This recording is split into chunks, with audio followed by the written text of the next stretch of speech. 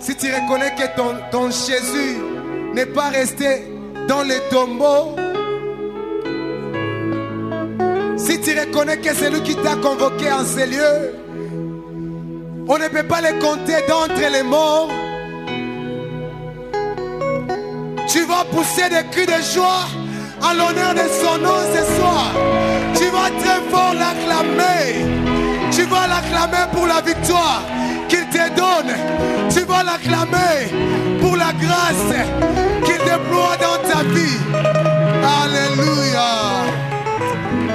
Alléluia. Alléluia.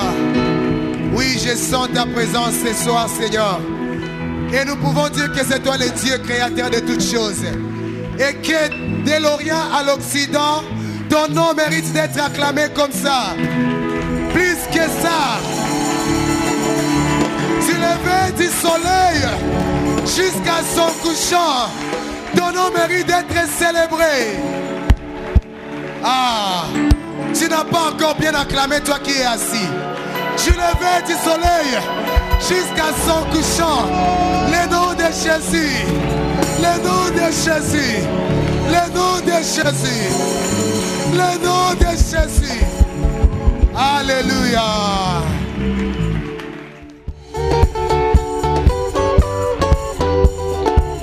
Alléluia.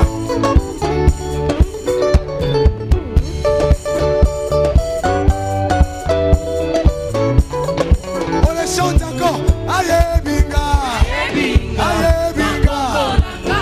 Aye nzambe, esengo katia mote. Aye binga, aye binga. Aye nzambe, esengo katia mote. Makambo asali, eleki minene. Makambo isipe, solo epesikina. Makambo asali, eleki minene. Makambo isipe, solo epesikina. Est-ce qu'on peut doser un peu? Moi je voudrais doser un peu. Je voudrais qu'on commence ce programme avec certitude qu'on est en train de prier le Dieu qui nous connaît tous par nos noms. Ah, vous n'avez pas entendu. Il te connaît par ton nom. Il te connaît par ton nom. Ah, on y va. Aye binga, na kombo nanga. Aye nzambe, esengo katia motema. Aye binga, na kombo nanga. Aye nzambe, esengo katia motema. Makambo asali, eleki minene. Makambo isipe, solo epesikina. Makambo asali, eleki minene. Yelele. Makambo asali, eleki minene. Makambo isipe, solo epesikina. Wa milele, Mungu wa baraka ni nani? Wa milele, Mungu wa baraka ni Yesu. Wa milele, Mungu wa baraka ni nani? Wa milele, Mungu wa baraka ni Yesu. Wa miujiza, Mungu wa miujiza ni nani yawe? Wa milele, Mungu wa baraka ni Yesu. Anayetenda maajabu, Mungu wa maajabu ni nani? Wa milele, Mungu wa baraka ni Yesu. Anayekata vikamba, Mungu wa kukata ni nani? Wa milele, Mungu wa baraka ni Yesu. Anayeokoa wanaofungwa, Mungu wa miujiza ni nani? Wa milele, Mungu wa baraka ni Yesu.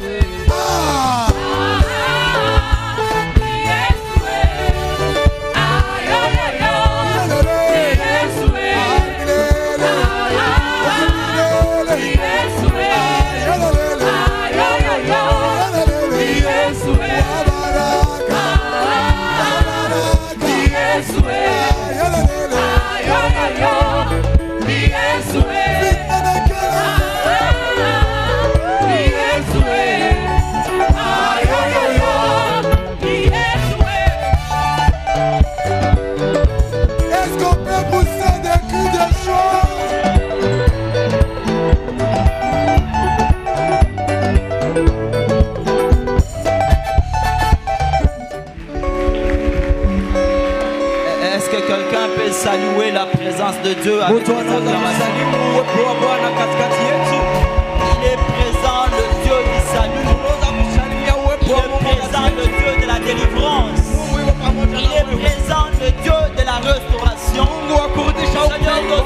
élever présence à l'Assemblée.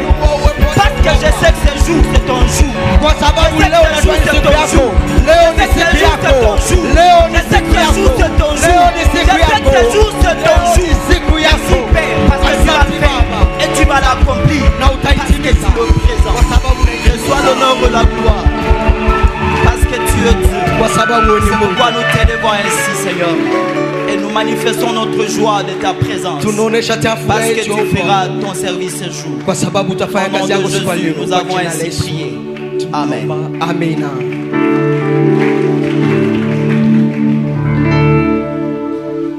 Je suis en train de remercier Dieu pour ma présence et votre présence. Nashukuru Mungu kwa ajili ya uwepo wangu na uwepo wenu. Je suis encore en train de dire merci à Dieu pour les circonstances et les temps qu'il nous donne. Nashukuru tena Mungu kwa ajili ya nyakati na Parce que majira maana n'eût été tupea. le temps et les circonstances que Dieu nous a donné, Isingelikuwa nyakati na majira Mungu ametupea, personne ne serait présent ici. hakuna mtu angekuwa karibu Mais hapa. si nous sommes là présents, Na kama sote tuko c'est hapa parce que leo, Dieu l'a permis. ni kwa sababu Mungu C'est ameyaruhusu. pourquoi nous sommes en train de les remercier. Ndio maana tuko na mshukuru. Nous avons été là hier. Tulikuwa hapa jana, Notre papa a lancé les tournois décisifs. baba yetu alifungula hii mashindano ya Et nous avons ukatatua, été là pour commencer les enseignements. na tulikuwa hapa kwa ajili ya kwanza mafundisho. Par la grâce de Dieu, nous avons développé notre sous-thème Kwa neema ya Mungu tulipata kuzungumza mada yetu fupi que nous avons tiré dans notre thème principal, ambao tulitosha ndani ya mada yetu kubwa que nous appelons Délivrons-nous de leurs chaînes. ambao tunaita tujifungue na minyororo yao. Thème qui a été tiré dans le verset de Psaume chapitre 2. Mada ambayo ilitoka ndani ya Zaburi sura Le ya premier pili verset jusqu'au troisième, je vais lire au nom du Seigneur mstari wake wa Jésus-Christ. kwanza mpaka wa tatu ambao nitasoma kwa jina la Pourquoi Yesu. ce tumulte parmi les nations, Kwa nini mataifa wanafanya ukali ces vaines pensées parmi le peuple? na makabila wanafikiri Pourquoi le ubatili? roi de la terre se soulève-t-il Wafalme wa dunia et le wanajipanga prince se ligue-t-il avec eux contre l'Éternel et contre son oint? na watawala wanafanya ushauri pamoja juu ya Brisons Bwana leur juu ya lien. mpakalio wao. Tuvunje vifungo vyao Délivrons-nous de leurs chaînes. na tutupe mbali nasi kama Parole zao. du Seigneur. Neno la Bwana.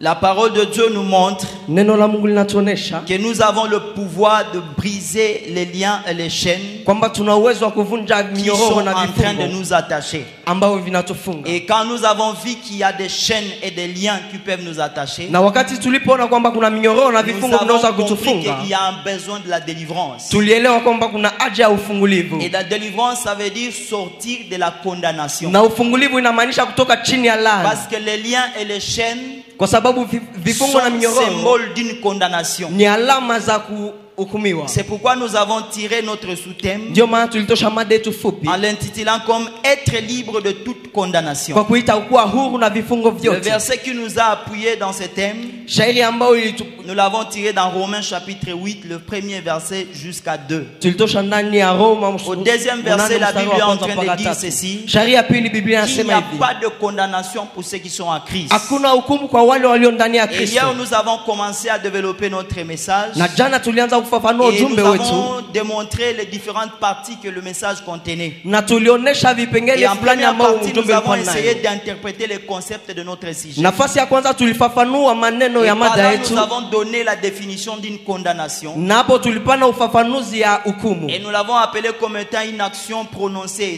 C'est l'action de prononcer une peine ou un jugement tulisema kwamba ni tendo la kutamka hukumu contre une personne sur une infraction dont il est coupable. wala uamuzi kwa ajili ya mtu kwa ajili ya makosa ambayo Le deuxième alitenda. terme que nous avons essayé de définir, Na hii ambayo tuliweza c'est kufafanua la délivrance, que nous avons appelé aussi la libération. ni ufungulivu ambao tuliita kuwekwa C'est huru, une action de rendre libre. ni tout haki ya simplement. kutia mtu huru, C'est le fait de détacher des liens ni hali ya kufungua ou vifungo, des chaînes qui sont symboles d'une condamnation. Et Mungu. par la délivrance de Christ, na kupitia ufungulivu wa toutes Kristo ces choses-là nous sont remis. yale mambo yote yameturudishwa. Et nous sommes plus attachés à plusieurs versets. Na tulienda kwa shairi Mais le verset mbalimbali, qui nous a plus appuyé, c'est Luc chapitre 4, le verset 18 à 19. na shairi kubwa ilikuwa Luka sura yake ya 4 Là où mstari wake Christ est en wa train de 18 dire, mpaka l'Esprit du 19, Seigneur est sur moi. ambapo Kristo anasema roho wa Il m'a Bwana ni juu oint yangu, pour apporter la délivrance aux captifs. alinipaka ili nipate kwenda Christ kuweka huru savait que les wafungwa. humains étaient dans la captivité. Yesu Kristo alikuwa anajua C'est kwamba watu pourquoi walikuwa il a ndani ya accepté ufungwa, de venir mourir sous la ndio croix. maana alikubali kuja kufa Afin que cette msalabani délivrance-là soit effective. ili ufungulivu iwe C'est pourquoi je vais dire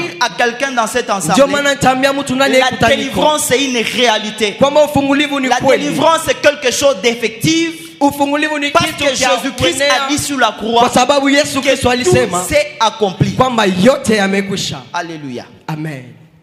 Alléluia. Amen. Et en troisième point, nous avons essayé de donner les diverses sources de condamnation. Na kwa nukta tatu tulipata kuonesha chemchemu za Et hukumu. dans les diverses sources de condamnation, je dis que j'en avais tiré 5. Na nilisema nilipata chemchemu tano La za première hukumu. source, nous l'avons appelée la conscience personnelle de l'homme. Chemchemu ya kwanza tuliita zamiri ya mtu ya Nous ndani. sommes référés au Genèse chapitre 3, le verset 8. Tulienda ndani ya Mwanzo sura ya C'est 3 une mstari wake wa condamnation 8. qui vient de la personne à l'intérieur. Ni hukumu ambayo inatokea mtu wa Et ndani. cela se base sur les actes que nous commettons en secret. Na yale inaketi kwenye mambo ambayo Et tunafanya nous kwa avons dit que siri. la remède pour cette condamnation, Na tulisema suluhisho kwa ajili ya hii c'est de hukumu confesser et se repentir. ni kukiri na kutubu. Et la deuxième source Chemchemu ya pili de condamnation, nous l'avons appelée le jugement de Dieu. ya hukumu tuliita Et là, hukumu ya nous sommes Mungu. référés au jugement dernier. Hapa tuliona hukumu ya Parce mwisho ya que Mungu. Dieu prononcera son jugement dans le dernier jour. Kwa sababu Mungu atahukumu siku ya Et nous mwisho. sommes appuyés dans le livre d'Apocalypse. Na tulikuwa ndani ya kitabu cha Ufunuo Là où la parole de Dieu est en train de dire, ambapo Biblia iko vers nasema la fin, kwamba wakati wa Dieu mwisho appellera toutes les nations Mungu ataita kila et il taifa prononcera son jugement. na atatamka hukumu yake. Alléluia. Amen. Et la troisième source, Na chemchemu ya nous tatu l'avons appelée l'entourage de l'homme. tuliita wale wanaozunguka mtu. L'entourage de l'homme est une source qui condamne aussi l'homme. Wanaozunguka mtu ni watu Et ambao là, nous wanahukumu avons vu mtu. que beaucoup de gens sont dans la dépression Na hapo tuliona baadhi ya parce watu que wiko ndani ya leur upungufu entourage le condamne. kwa sababu Et wanaowazunguka nous avons wanahukumu. donné l'exemple de la femme adultère qui a été attrapée par les pharisiens et les sadducéens, Na tulileta mfano wa mwanamke ambaye qui alizini était amenée alikamatwa, devant Jésus-Christ na parce qu'elle Wafarisayo, méritait une condamnation. ambaye aliletwa mbele ya Yesu kwa sababu Mais walikuwa wanastahili Jésus-Christ, hukumu. comme quelqu'un qui est venu pour libérer, Na Yesu Kristo kama vile yule au lieu aliyekuja de kuweka condamner huru, cette femme, bali pa kuhukumu Christ mwanamke, a donné la libération à cette femme. Kristo alipana huru Mais kwa à huyu une mwanamke. condition, Na kwa il a dit va shurti et ne moja pêche plus. alisema nenda na Et va et usitende ne tena pêche dhambi. plus, ça veut dire tu dois te repentir. Nenda na usitende dhambi inamaanisha Et inabidi utubu. cette source, nous avons dit que ça s'appuie sur les témoignages et la conduite de l'homme. Na hii chemchem tulisema inaketi kwenye ushuhuda Et na la tabia ya mtu. remède que nous avons donné pour cette condamnation, Na suluhisho ambayo tulileta kwa ajili ya hii hukumu c'est le fait de présenter le pouvoir de l'œuvre de la croix. ni kwa kuonesha tu kazi ya Christ msalaba. a dit pardonne-leur parce qu'ils ne savent pas ce qu'ils ont commis. Kristo alisema uwasamehe kwa sababu hawajui Et ça, yale c'est pour wanayofanya. un temps de la grâce. Na hii ni wakati wa Mais neema. après le temps de la grâce, Na kisha wakati ya c'est le neema jugement de Dieu qui viendra. ni hukumu wa Mungu ambayo C'est pourquoi, en itakuta. cet instant comme celui-ci, Ni katika wakati kama pendant huu, cette période de la grâce, kwa hii wakati ya nous neema sommes dans l'obligation de saisir, tuko ndani ya shurti ya de kushika, prendre en possession cette grâce, ya kuchukua hii afin neema que nous soyons réellement des enfants de Dieu. ili tuwe kwa kweli watu wa Mungu. Et la quatrième source, Na chemchemu ya c'est ine ce que je dis que je vais développer aujourd'hui avec la cinquième. na nilisema ni yale tutafafanua Et leo j'avais pamoja dit que la na chemchemu ya quatrième tano. source, Na chemchemu ya ine nous l'avons nilisema appelée le loi de la nature. tuliita ni sheria ya mazingira. Alléluia. Amen. Et la cinquième source, je l'ai appelée la progression du temps. Chemchemu ya tano nilisema ni kuendelea Les kwa lois de la wakati. nature, c'est quelque chose. Mambo ya mazingira ni Ce jambo, sont des lois qui amènent l'homme à la condamnation. ni sheria ambazo zinapeleka mtu kwa hukumu, Parce que la nature elle-même, kwa sababu mazingira elle yenyewe impose ce loi sur l'humanité. inaleta sheria yake Et juu ya l'humanité uumbaji. dépend de foi de loi de la nature. Ndio. Dieu ne donne pas à quelqu'un l'intelligence Mungu hawezi kupatia mtu pour que akili cette intelligence-là lui donne la folie. ili hiyo akili Mais umlete Dieu wazimu, met l'intelligence à quelqu'un lakini mtu anapea parce que mtu c'est un akili potentiel qui te fera réaliser des kwa choses. sababu ni uwezo ambao itakupeleka ufanye vitu. Alléluia. Amen. Alléluia. Amen. J'ai aimé quand on était en train de préparer avec l'intercession ce programme. Nilipenda sana wakati tulipokuwa Il y a une tukitayarisha mpango na insistance que maombezi. j'ai entendue dans un frère. Kuna kusisitiza ambayo Il nilisikia ndani priait ya avec ndugu. insistance. Alikuwa naomba pamoja Il na a dit que les kusisitiza. fous seront guéris dans Alikuwa ce anasema programme. wazimu watapona Bien ndani aimé, ya s'il y a mpango. quelqu'un qui a la folie dans la famille, Mpendwa, kama je kuna mtu ana déclare wazimu ndani que ya cette jamaa yako, folie-là, il est en train de finir par la foi que toi tu es en train de manifester ici. La folie n'a pas de pouvoir Wazimu haina devant la uwezo croix de Jésus-Christ. mbele ya msalaba wa Yesu Kristo. Alléluia. Amen. Alléluia. Amen. Cette prière-là était en train d'être insistée. Et moi, je retenu cette chose-là. Si le frère, il est ici à l'intérieur, je sais qu'il comprend ce que Dieu lui dit. Il y a la maladie qui tourmente ta vie, bien aimé. Parce que lorsque quelqu'un devient malade, il devient invalidé. Lorsque quelqu'un devient malade, il perd tout ses potentiels. J'ai vu des gens qu'on a chassés au boulot parce qu'on les a invalidés comme ils étaient malades. J'ai vu des familles qui sont entrées dans la pauvreté parce que la maladie est entrée dans la vie d'un parent. Le temps de chercher la guérison. On part en Inde. On part, c'est pas où, en Suisse. On dépense tout l'argent. Mais à la fin, on vous déclare que cette maladie est mortelle. Et des fois, je dis que les médecins de foi sont durs. Les médecins peuvent constater, diagnostiquer une maladie qui est déclarée mortelle par la nature dans ta vie. Ils te recommandent une instance supérieure. Ils te disent que nous, à notre niveau, apparemment, on ne saura pas résoudre ce problème. On souhaite que tu partes dans une instance, dans des autres hôpitaux qui ont des spécialisations supérieures. Mais dans leur conscience, ils savent que naturellement, cette maladie n'est pas guérissable. Et très souvent, quand vous commencez à voir, vous avez quelqu'un malade dans la famille et on commence à lui transférer d'hôpitaux à un autre hôpital. Ça, il faut douter. Parce que quand le médecin commence à te dire non, va à là-bas. Et quand tu arrives là-bas, on te dit va à là-bas. Et quand tu arrives là, on te dit va là-bas. Ça prouve qu'on ne sait pas vous déclarer le problème. Et c'est à ce niveau-là que ma famille, au lieu de te dire le problème que tu as, on appelle les membres de ta famille, on fait la réunion avec eux pour dire que non, votre frère il est malade, mais sa maladie là on ne sait pas la guérir, il va mourir. Alléluia. C'est la nature qui le dit, mais Dieu ne le dit pas. Parce que le Dieu que moi je prie, il a dit qu'il nous a guéris par ses maîtrises. Mais j'aime cette phrase là de la Bible, parce que lorsque la parole de Dieu a dit cela, elle n'a pas dit le nom de la maladie. C'est que cette parole elle est vérifiable pour toutes les maladies que l'homme peut avoir dans sa vie. Tu as le sida, frère. Le Dieu que je prie, le Dieu de la délivrance, il va te guérir de cette maladie.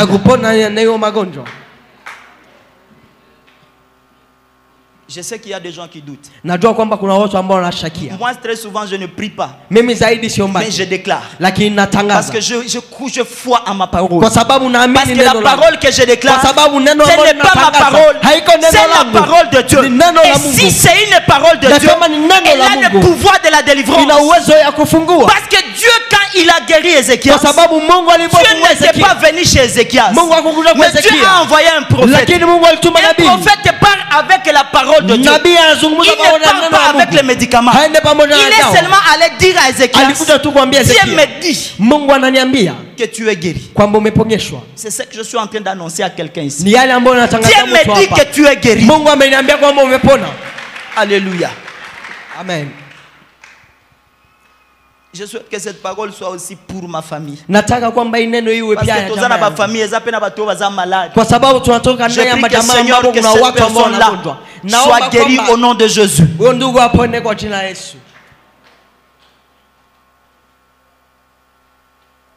Ézéchias a reçu une parole. Et cette parole a ajouté 15 années sur la vie d'Ézéchias. Il n'a pas reçu un cadeau de Dieu. Il n'a pas reçu quelque chose qu'on a apporté de Dieu. Il n'a pas reçu, je ne sais pas quel outil venant de Dieu. Il a reçu tout simplement la parole. Parce que la parole là c'est Jésus-Christ. Parce que la Bible dit au commencement il y avait la parole. C'est que Dieu il utilise Jésus pour faire ses actions. Parce que Dieu utilise la parole pour exécuter ces choses. Quand Dieu parle, c'est qu'il envoie Christ. Et Christ c'est celui que j'ai appelé la délivrance. Lorsque Dieu te dit, c'est qu'il t'annonce ta délivrance. Alléluia. Amen. Et c'est ce qui a été fait pour Ézéchias. Mais moi je t'annonce que lorsque Dieu vient annoncer chose. Et si tu as bien aimé, tu vas récupérer la santé. Parce que la parole de Dieu, c'est une parole de la récupération. C'est une parole de la restauration. C'est une parole qui te remet ce que tu as perdu.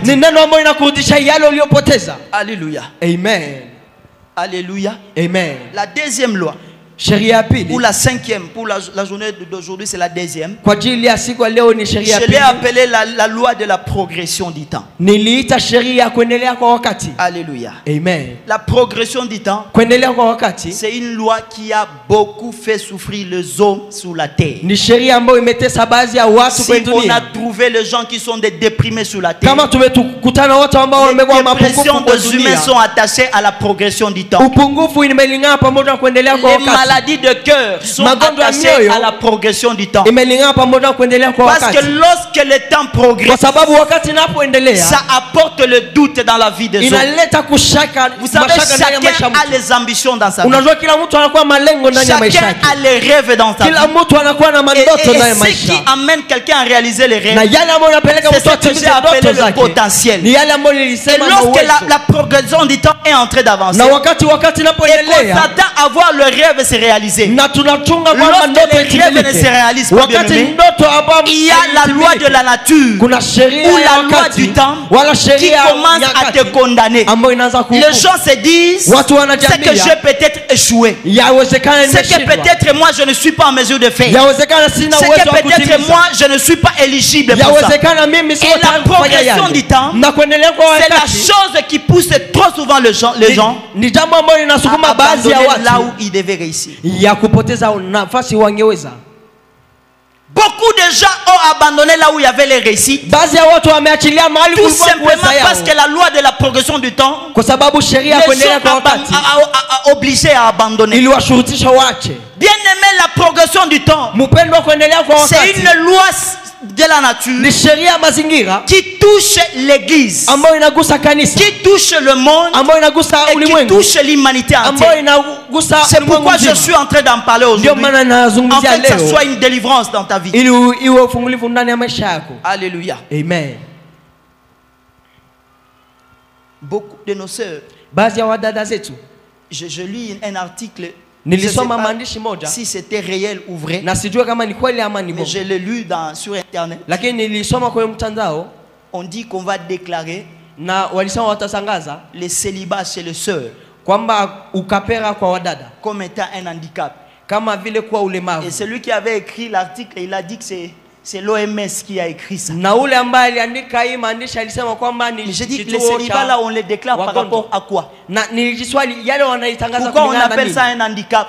Est-ce que nous sommes dans l'obligation de nous marier d'abord?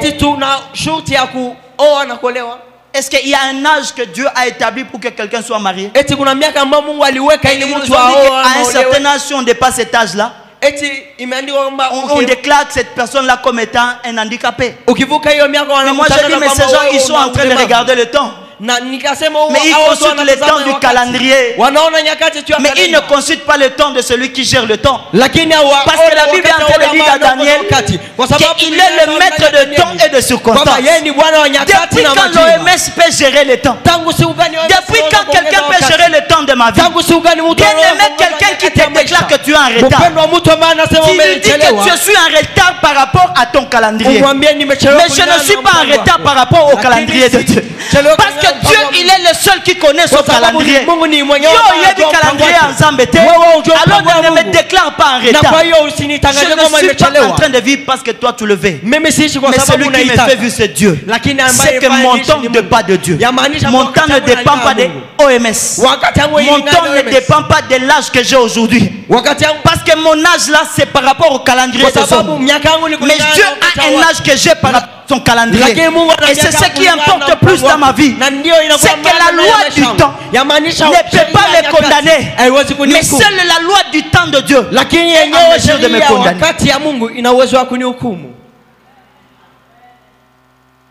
Alléluia. Amen. Alléluia. Amen. Je l'ai dit autrefois ici. Beaucoup de gens ici au Congo, quand on fait les enrôlements, Ils retournent leur date de naissance en arrière. Quelqu'un il a son anniversaire. Au Botama le 1er août, tout le monde le sait. Mais l'année réelle où tu es né, personne ne connaît. Parce qu'à chaque carte, tu as une nouvelle année. Et la lutte de tout ça, c'est lutter contre la progression du temps. Bien aimé, tu ne peux pas manipuler le temps. Le seul qui manipule le temps, c'est Dieu. Laisse ton âge avancer. Parce que tu ne sais pas à quel âge Dieu a déclaré que c'est là qui va te restaurer.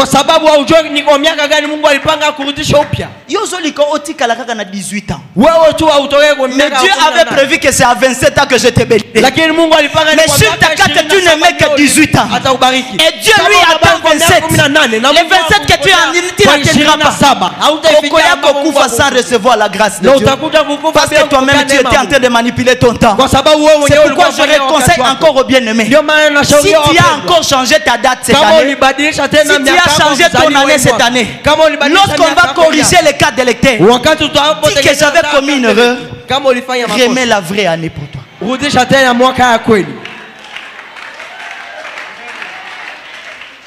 Parce que c'est une condamnation par rapport au temps qui te pousse à changer tes années de naissance.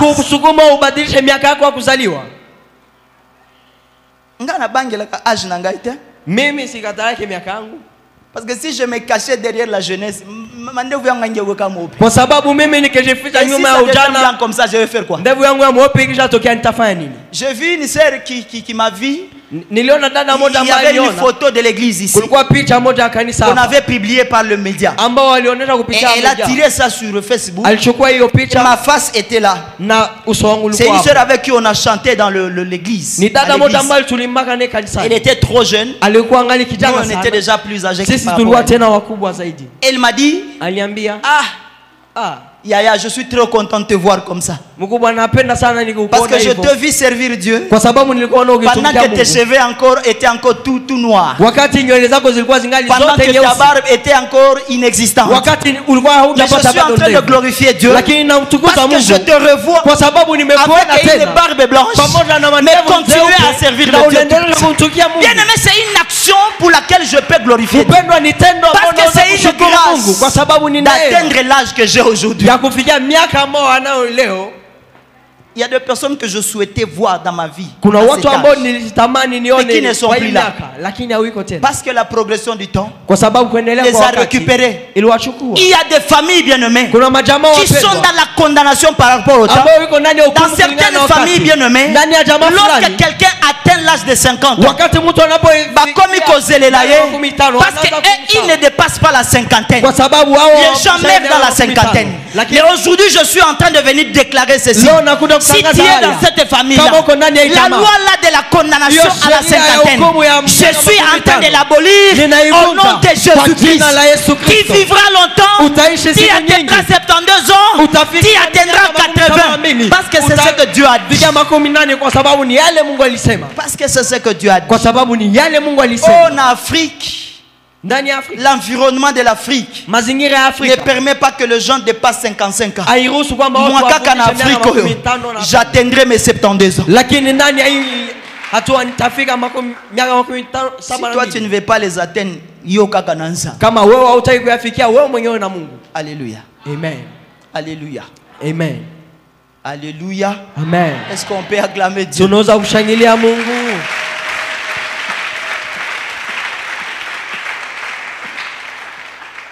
Lisons un peu Jean chapitre 11.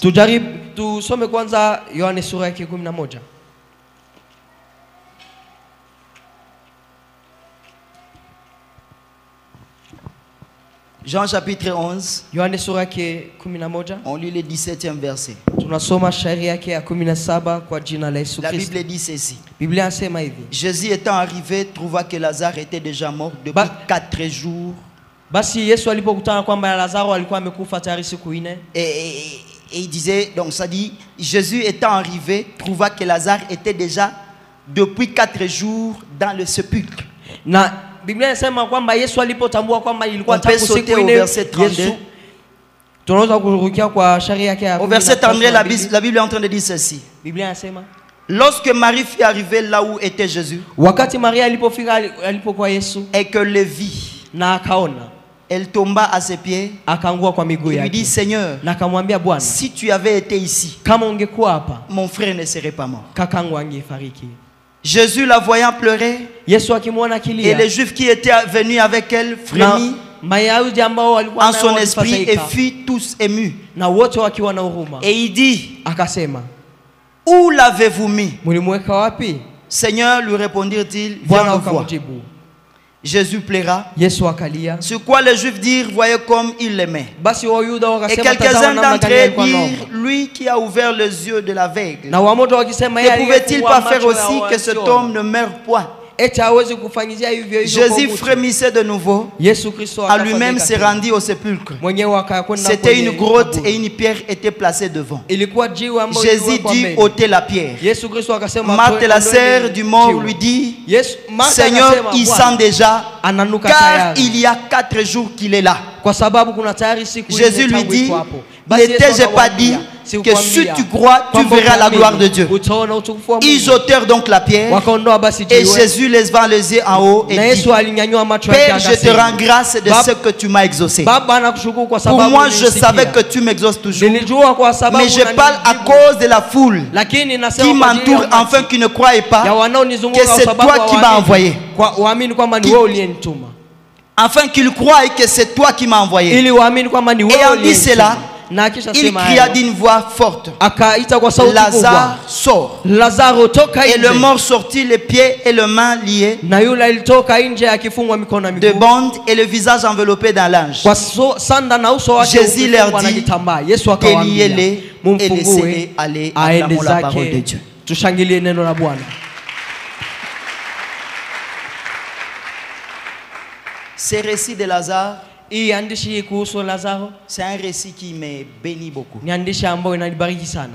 La Bible dit que Biblia inasema Jésus était allé prêcher, kwamba Yesu Kristo alienda mais il kuhubiri, avait derrière lui ses amis. lakini nyuma yake kulikuwa Il y avait marafiki une zake. famille amie de Jésus Kulikuwa jamaa moja rafiki qui ya a Yesu connu un cas de maladie. ambao ilipata hali moja au Et ugonjwa, cette maladie, naturellement, na hii magonjwa kwa elle kawaida était déclarée une maladie mortelle. ilikuwa imetangaziwa kama C'est-à-dire magonjwa les ya kuua. médecins de la ville Yamaanisha ne madaktari pouvaient pas guérir cet homme-là. walikuwa hawawezi kuponyesha huyu Et mtu. Jésus, lui, il était dans l'évangile. Na Yesu Kristo alikuwa ndani Mais ya il a Injili. appris que son ami était Na malade. alipata habari kwamba rafiki yake Et alikuwa na quelques temps magonjwa. après, on lui annonce que l'ami là est mort. Kisha nyakati fulani Parce que la wakamwambia kwamba maladie rafiki était amefariki. déclarée mortelle naturellement. Kwa sababu kulingana La na loi de la mazingira, nature hii s'est magonjwa imposée. ilikuwa ya kuua. Sheria ya mazingira ilishurutishwa. Alléluia. Amen. Et Jésus, revenant maintenant dans la ville, Na Yesu Kristo akirudi ndani ya mji, il est arrivé dans la ville où vivait cette famille-là. alifika ndani ya mji ambayo hii Et jamaa ilikuwa lorsqu'il est inakaa. arrivé dans cette Na famille, alipofika ndani ya hii jamaa, les membres de cette famille wanamemba wa hii qui jamaa étaient amis à Jésus-Christ ambao walikuwa marafiki za Yesu sont allés l'accueillir à walikwenda l'entrée de la ville. kumpokea kwa kuingia ndani ya mji. Et lorsqu'ils ont rencontré Jésus-Christ, Walipokutana na Yesu Kristo, la femme qui était allée approcher Christ mwanamke ambaye alienda dit kumpokea à Yesu Jésus-Christ, Kristo akamwambia Yesu, Seigneur, si tu étais ici, Bwana ungelikuwa hapa, mon frère ne serait pas mort. ndugu yangu angekufa.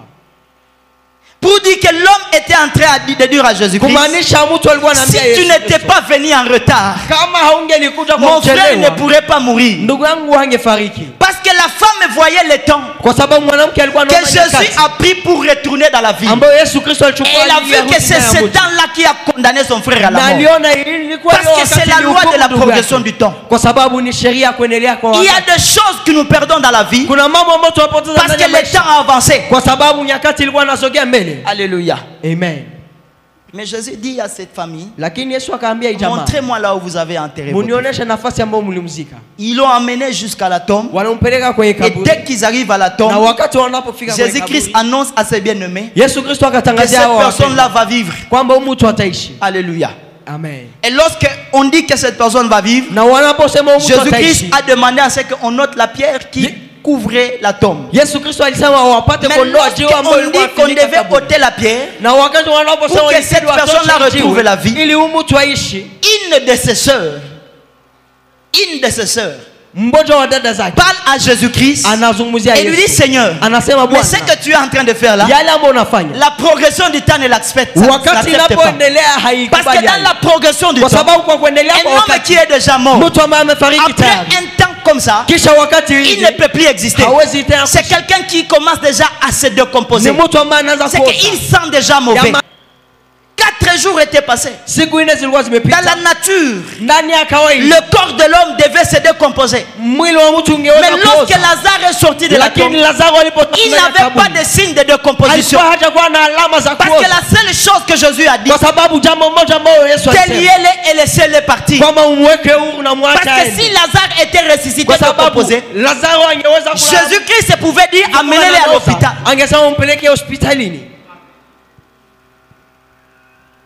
Alléluia. Amen. Siko mtu ayebisaka yo. Kwa hiyo kuna mtu ambaye alikwambia yo okobala kate. Na wewe hautaolewa. Parce que usio komi na 40 ans. Kwa sababu umefikisha miaka 40 na 45 ans. Umefikisha miaka 45 ans yo ndo zo compter. Unajua ile miaka mais ce n'est pas Dieu qui a compté. Et si Dieu a dit que je me marierai à 45 ans, toi tu veux que je me marie à 30 ans pour que mon bali on a kozwa atungisanga na vie. Parce que les choses qui t'amènent dans le bonheur, ce sont les choses qui sont dans le plan de Dieu.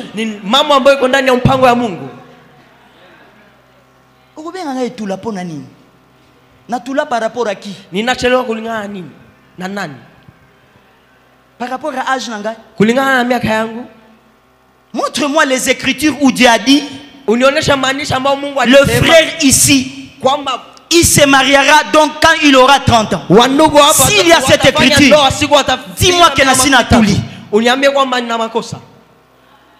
Pourquoi tu veux me condamner par rapport au temps? Parce que ma vie ne dépend pas du temps des autres. Mais ma vie dépend de celui qui manipule le temps. Et celui qui manipule le temps, il a son temps à lui que moi je n'ai pas. Il a son calendrier que moi je n'ai pas. Parce qu'il a dit je viens bientôt. Mais nous vivons encore. Parce que ça dépend de son calendrier.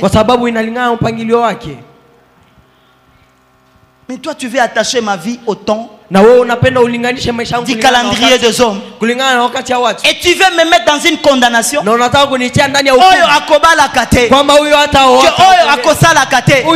Parce que j'ai 45 ans. Tu dis que toi, tu ne peux pas être engagé au travail. Toi, tu le dis. Mais Dieu dit le contraire. Marie a dit, Seigneur, cet homme, il est déjà en train de sentir. Parce que ça fait déjà 4 jours. Mais Jésus lui a dit, toi tu me parles de 4 jours. Mais moi je te parle de cet instant ici. Parce que lui, il s'appelle Jésus. C'est que le temps de Christ, c'est le temps du présent. Quand toi tu comptabilises le temps passé, lui il est en train de me voir dans mon présent. Alléluia. Amen. Et c'est comme ça que Dieu nous délivre de la loi de la condamnation du temps. Parce que lui, il est dans son temps. Un temps qui ne dépend pas de notre calendrier. Parce que la loi du temps qui nous condamne, c'est la loi qui s'appuie sur le calendrier humain. Et lorsque tu passes dans cette loi du calendrier humain, il y a des limites qu'on donne. J'ai lu un article qu'on a envoyé sur internet. On donnait les détails de la vie de l'homme, de la progression de la vie de l'homme. On disait il y a un temps d'apprentissage, il y a un temps de vision, il y a un temps de réalisation, il y a le temps de repos. Et on mettait à chaque temps un âge. Et si tu te concentres à cet article-là, tu peux arrêter tout ce que tu es en train de faire. Parce qu'il y a là où on te dit qu'après 50 ans, quelqu'un ne peut pas réaliser des choses. Si tu n'as pas pu réaliser entre 40 et 50 ans, c'est que tu ne réaliseras plus. Qui vous dit que je ne réaliserai plus? Mon destin ne dépend pas de l'âge. Mon destin dépend du plan de Dieu. Et le plan de Dieu ne comptabilise pas mon âge. Parce que si le plan de Dieu comptabilisait l'âge, Abraham n'aurait pas Isaac.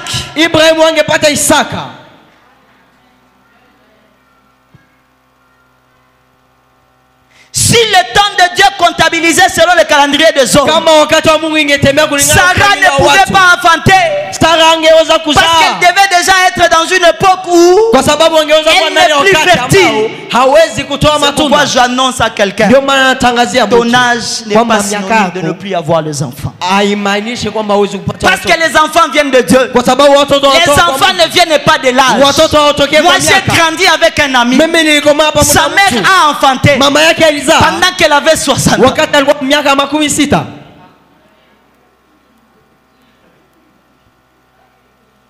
Camarade Nabisu,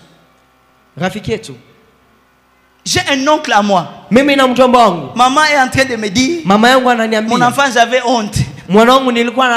Parce que je tombais malade, je ne comprenais pas. Chaque fois que j'allais, on me donnait des médicaments pour la malaria. Et tellement qu'elle avait un âge où les médecins ne pouvaient pas imaginer qu'elle pouvait être enceinte.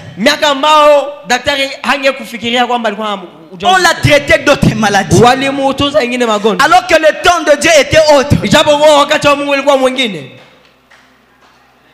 Merci Seigneur. On traite la malaria, la maman continue à tomber malade. Elle commence à perdre du poids. Un jour elle rentre à l'hôpital. Médecin m'a été son zambe parce qu'on pouvait même tuer cet enfant avec les médicaments qu'on donnait. Les médecins disent non, on fait quand même un test de grossesse. Les autres qui étaient autour de lui. Mais c'est maman comme ça, tu demandes des choses comme ça. Elle a déjà dépassé l'âge. Mais les médecins disent on fait quand même. On fait les tests. On appelle maman. Elle entre dans la salle du médecin. On la présente les tests. On dit maman aux anazés.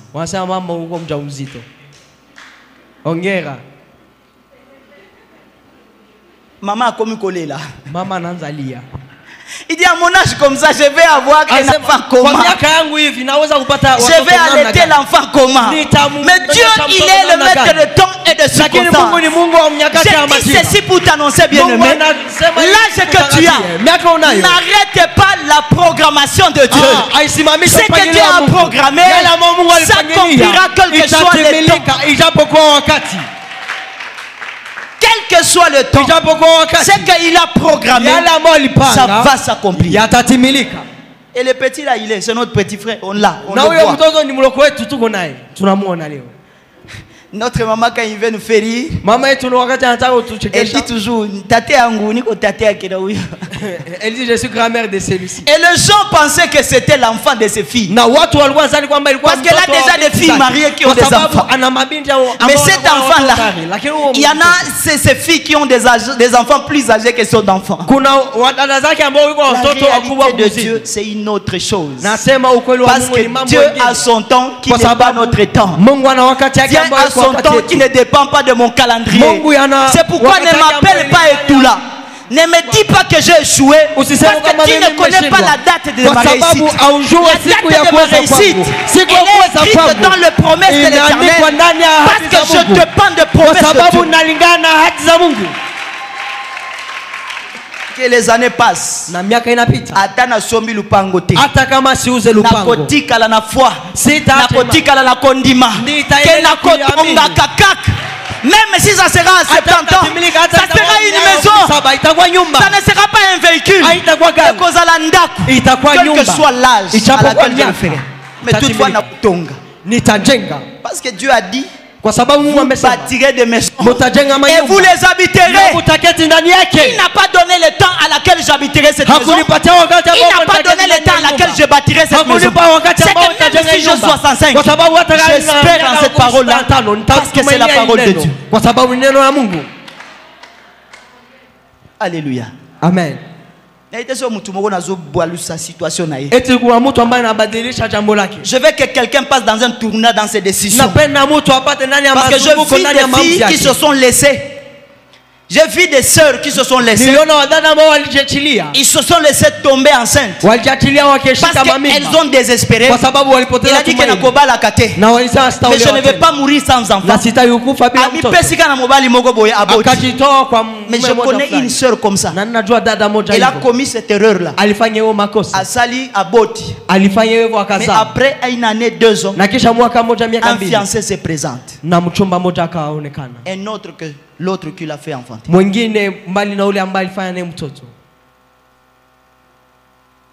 Imagine les regrets qu'il a connus. Et ce sont des choses qui amènent maintenant les blessures intérieures. Tu commences à te poser des questions. Pourquoi j'ai fait ça? Pourquoi? Parce que tu étais attaché à la condamnation du temps. Mais je suis en train de détacher quelqu'un à la condamnation du temps. Et je l'attache à la condamnation du temps de Dieu.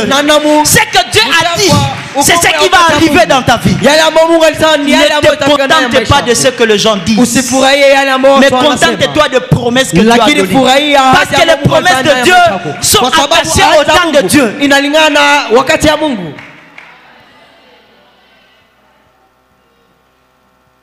Alléluia. Amen. Alléluia. Amen. Alléluia. Amen. Est-ce qu'on peut acclamer Dieu? On peut dire merci à ce Dieu-là. Parce qu'il fait des choses que le monde ne peut pas accepter, que le monde ne peut pas admettre. Même si la condamnation existe, Dieu il est au-dessus de cette condamnation.